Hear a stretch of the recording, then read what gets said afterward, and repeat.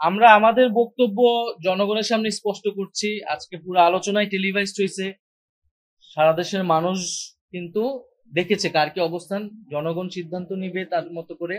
আর ঐক্যমত কমিশন রয়েছে, আমরা মনে করি এটি ঐক্যমত কমিশনের দায়িত্ব যে একটা যৌক্তিক বিষয়ে, মৌলিক সংস্কারের বিষয়ে কিভাবে দলগুলাকে ঐক্যমতের পক্ষে আনে। আমরা গণপরিষদের কথা বলেছি, আমরা এখনো গণপরিষদের অবস্থানেই আছি। কারণ এই জুলাই সনদ বা এই মৌলিক সংস্কারের ঐক্যমত, এটা আসলে কিভাবে বাস্তবায়িত হবে এই বিষয়ে কিন্তু সিদ্ধান্ত হয়নি। ঐক্যমত কমিশন থেকে বলা হয়েছে এই বিষয়ে সবার পরে আলোচনা হবে, সিদ্ধান্ত হবে। তো সেই জায়গা থেকে আমরা দেখব যে আসলে কোন কোন বিষয়ে ঐক্যমত হচ্ছে, সংস্কারের দলিলটা কিরকম হচ্ছে। কারণ আমরা বলেছি মৌলিক সংস্কার হলেই আমরা এই দলিলকে সমর্থন করব বা এই প্রক্রিয়ায় যাব, তখন আমরা আমাদের কনসিডারেশন করা লাগবে সেটা আমরা চিন্তা ভাবনা করব।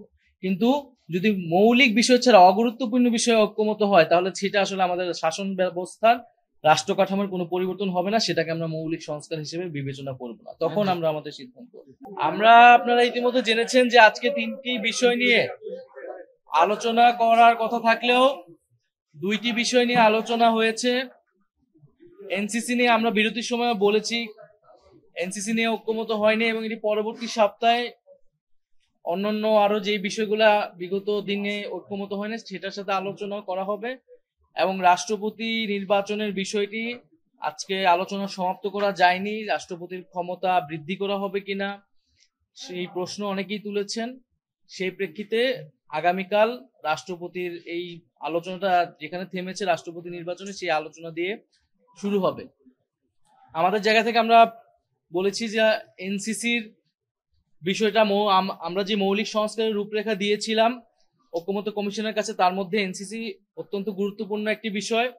আমরা আশা করেছিলাম, আমরা ফোরামের কাছে যে রাজনৈতিক দলগুলো বিরোধিতা করেছেন তাদের কাছে অনুরোধ করেছিলাম, আহ্বান জানিয়েছিলাম, জাতির স্বার্থে, গণতান্ত্রিক রাষ্ট্রের স্বার্থে আমরা যাতে নীতিগত জায়গায় একটা ঐক্যমতে আসতে পারি আজকের মধ্যেই। কিন্তু এটা হতাশাজনক যে আমরা আজকে এটা আসতে পারিনি।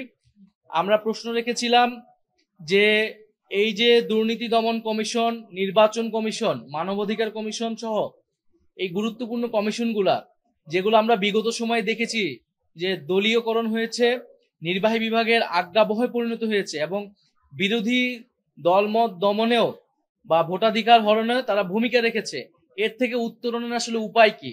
একটা অপশন যেটা সংস্কার কমিশন প্রস্তাবনা করেছে, যে একটা এনসিসি অথবা অল পার্টি কাউন্সিল বা একটা আপনার কাউন্সিল লাগবে, যেখানে নিরপেক্ষভাবে ঐক্যমতের ভিত্তিতে, আস্থার ভিত্তিতে আমরা নিয়োগগুলো করতে পারবো।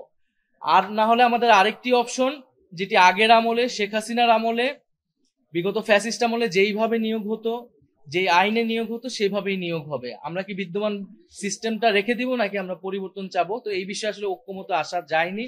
আমরা স্মরণ করে দেওয়ার চেষ্টা করেছি যে বিভিন্ন রাজনৈতিক দল, বিরোধী রাজনৈতিক দল আগের আমলে, শেখ হাসিনার আমলেই কিন্তু এই নির্বাচন কমিশনের আইন বলেন, দুর্নীতি দমন কমিশন বলেন, সেগুলো নিয়ে কিন্তু তারা ব্যাপক বিরোধিতা করেছিল, এই আইনগুলো নিয়ে প্রশ্ন তুলেছিল, এবং ভবিষ্যতে তারা ক্ষমতায় গেলে সংস্কারের প্রস্তাবনা, তাদের সংস্কার প্রস্তাবনায় বা তাদের কমিটমেন্টের কথা বলেছিল যে এই প্রতিষ্ঠানগুলো পুনর্গঠনের জন্য তারা কাজ করবেন।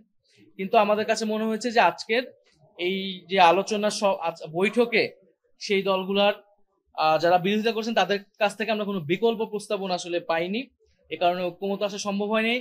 কিছু দল বিরোধিতা করেছেন যারা ঐক্যমত কমিশনেও এনসিসির পক্ষে বলে এসেছিলেন, কিন্তু আজকের আলোচনায় তারা হঠাৎ করেই তাদের অবস্থান পরিবর্তন করেছেন, এবং কেন করেছেন সেই ব্যাখ্যাও সুস্পষ্টভাবে আমরা পাইনি। তো ওভারঅল আপনি এখানে আমি নাম নিতে চাই না, এটা তারা যখন তাদের বক্তব্য বলবেন আপনারা সেটা মিলিয়ে নেবেন। তো সার্বিকভাবে এটা আমাদের জন্য আজকের দিনটা একটু হতাশার, কারণ আমরা আজকে আশা করেছিলাম যে এনসিসি বিষয়ে অ্যাটলিস্ট নীতিগত একটা ঐক্যমত আমরা আসতে পারবো, যে এই ধরনের এই যে সাংবিধানিক প্রতিষ্ঠানগুলো সেখানে ঐক্যমতের ভিত্তিতে, নিরপেক্ষ বা আস্থার ভিত্তিতে নিয়োগটা হবে, একদলীয় ভাবে আগের মতো ভাবে প্রধানমন্ত্রীর ইচ্ছা অনুসারে নিয়োগ হবে না। আমরা বলেছিলাম যে ফরমেশন পরিবর্তন হতে পারে, নাম পরিবর্তন হতে পারে, সেক্ষেত্রে আমরা অ্যাকোমোডেটিং আছি, আমরা আমাদের প্রস্তাবনা আমরা পুনর্বিবেচনা করব। আর যারা বিরোধিতা করছেন তারা যাতে অবশ্যই একটা বিকল্প প্রস্তাবনা দেয়, না হলে আমরা আসলে এই যে গণ অভ্যুত্থান সংস্কার প্রস্তাবনা সেইগুলো ব্যর্থ হবে। কারণ আমরা আগের একটা সিস্টেম যেটা খুবই গুরুত্বপূর্ণ এই রাষ্ট্রীয় প্রতিষ্ঠানগুলো, সেগুলো আগের নিয়মে চলবে, এই ধরনের শঙ্কা সংশয় আসলে তৈরি হয়েছে আজকের আলোচনার পর।